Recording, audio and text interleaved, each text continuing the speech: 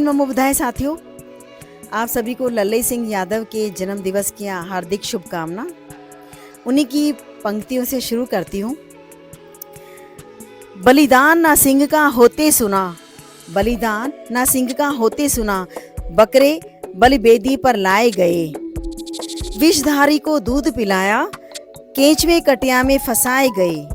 ना काटे टेढ़े पादप गए, यानी वृक्ष न काटे टेढ़े पादप गए, सीधों पर आरे चलाए गए। बलवान का बाल ना बांका भया, बलहीन सदा तड़पाए गए, बलहीन सदा तड़पाए गए। तो आज 1 सितंबर को उनका जन्म दिवस है। 1911 1 सितंबर को उत्तर प्रदेश के कानपुर जिले के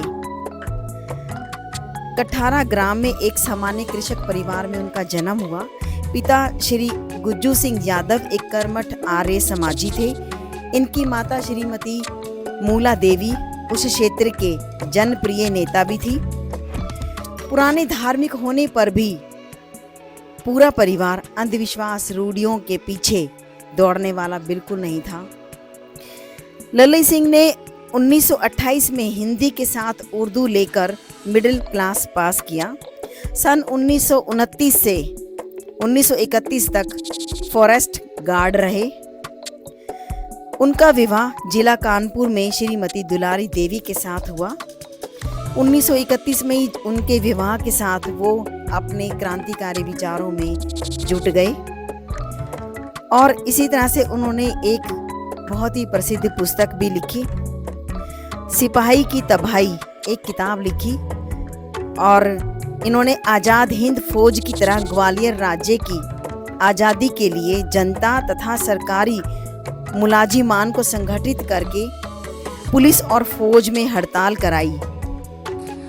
लल्लई सिंह यादव को उत्तर भारत का पेरियार भी कहा जाता है। दक्षिण भारत के महान क्रांतिकारी पेरियार ईवी रामास्वामी नायकर के उस समय उत्तर भारत में कई दौरे हुए और उनका आना जाना लगा रहता था, तभी वे इनके संपर्क में आए। उन्होंने अपनी लिखी हुई पुस्तक रामायण टू रीडिंग, जो अंग्रेजी में थी, उसके बारे में लल्लई सिंह यादव से बात की, तो दोनों में ही इस पुस्तक के प्रचार प्रसार की बात हुई। साथ ही विशेष चर्चा इस बात में हुई कि ये अंग्रेजी पुस्तक को हिंदी में अनुवादित किया जाए।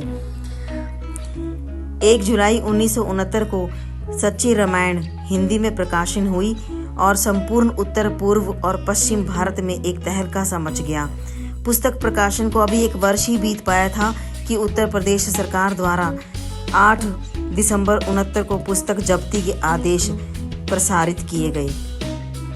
लोगों ने इस पुस्तक पर आरोप लगाया कि धार्मिक भावनाओं को जानबूझकर चोट पहुंचाने के लिए ये इसी लक्ष्य से पुस्तक लिखी गई है। लल्लई सिंह कहाँ मानने वाले थे, उन्होंने अपनी याचिका कोर्ट में दायर की और वहां पर 26, 27, 28 अक्टूबर 1970 को लगातार 3 दिन बहस चली। माननीय 3 जजों की स्पेशल फुल बेंच इस केस को सुनने के लिए बनाई। अपीलांट की ओर से निशुल्क एडवोकेट श्री बनवारी लाल यादव और सरकार की ओर से गवर्नमेंट एडवोकेट तथा उनके सहयोगी Shri PC Chaturvedi advocate, Shri Asif Ansari advocate की बहस 3 दिन चली। कोर्ट ने फैसला सुनाया कि सच्ची रामायण जो जब्त की गई है उसे वापस दिया जाए। साथ ही सच्ची रामायण अपीलांट लल्लई सिंह को वापस दी गई और लल्लई सिंह को 300 रुपये खर्चे के दिलाए जाएं। मुकदमे की जीत से ही 14 मई 1971 को उत्तर प्रदेश सरकार की इन पुस्तकों की जब्ती की कार्रवाई निरस्त कराई गई और तभी उनकी लिखी पुस्तकें जनता को सुलभ हो सकी और अत्यंत विवादित रही। उनकी रचनाओं में से सच्ची रामायण सबसे ज़्यादा पॉपुलर रही। साथियों, यहाँ मैं कहना चाहूँगी कि हमें ज़्यादा से ज़्यादा अपने महापुरुषों की पुस्तकें पढ़नी चाहिए ताकि हम सच्चाई से अवगत हो सकें, क्योंकि कांवड़ से जो कांवड़ यात्रा है उससे लेकर होली के लठ तक की सारी परंपराएं तो हम लोग जानते हैं, लेकिन अपनी महापुरुषों की जीवनी, उनके किए गए बलिदान को हम लोग नहीं जानते। सच्ची रामायण में इस बात का भी जिक्र किया गया कि जब एक महिला का अपहरण होता है तो उसे छुपाया जाता है, ना कि हर साल रामलीला के थ्रू उसका प्रदर्शन किया जाना। कि इस तरह से ज़बरदस्ती की गई और अपहरण किया गया। बहुजन लोगों से मेरा निवेदन है कि अपना वक्त फालतू बातों से हटाकर अपने महापुरुषों के साहित्य पढ़ने में लगाएं। कब तक हम इन्हीं रूढ़िवादी बातों को और परंपराओं को ढोते रहेंगे?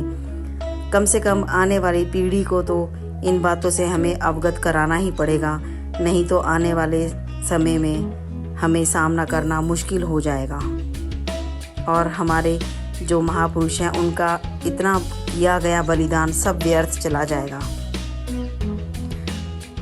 धन्यवाद। जय भीम। नमो बुद्धाय।